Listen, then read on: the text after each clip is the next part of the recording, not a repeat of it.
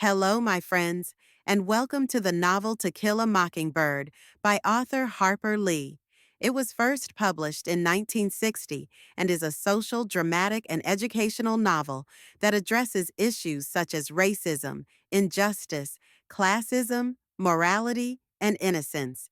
This time, our summary will be presented in the form of 6 scenes. Enjoy watching. Scene 1.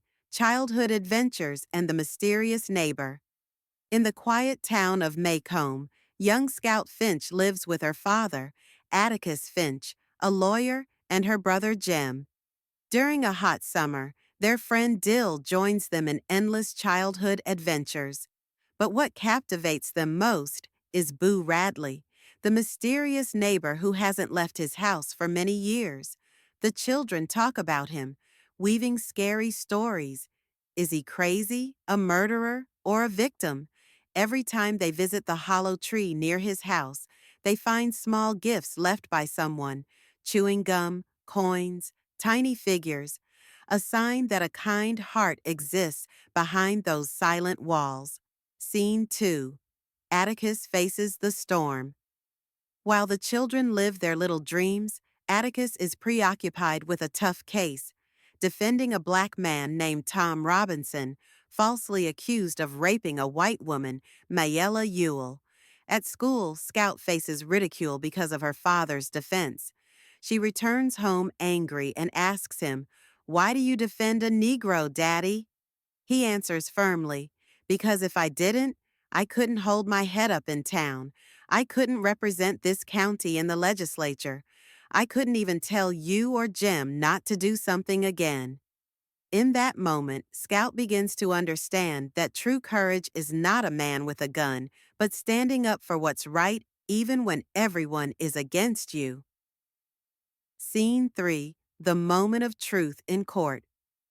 During the trial, Scout, Jem, and Dill sit in the black balcony, watching Atticus stand alone against the crowd. With words and logic, he dismantles Mayella's story, revealing that Tom's right arm is crippled. He couldn't have struck her on the right side of her face. All evidence points to Bob Ewell, her father, as the real abuser. Atticus turns to the jury and says, "But there is one way in this country in which all men are created equal.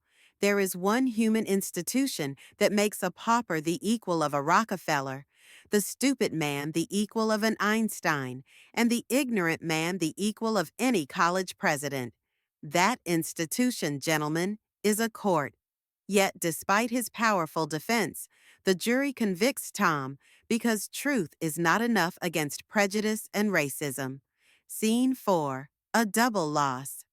Tom Robinson couldn't bear the injustice. He tried to escape and was shot 17 times.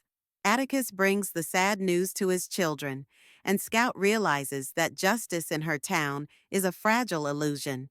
Yet, her respect for her father deepens. He fought a losing battle with honor. Scene 5. The attack in the dark. One dark night, as Jem and Scout return from a school pageant, Bob Ewell follows them, filled with hate and vengeance. He attacks with a knife, but suddenly, a man emerges from the shadows and saves them. In the chaos, Jem is injured, and Bob Ewell is killed with his own knife. When their savior steps into the house, Scout is astonished to realize it's Boo Radley. The man they once feared is the one who saved their lives.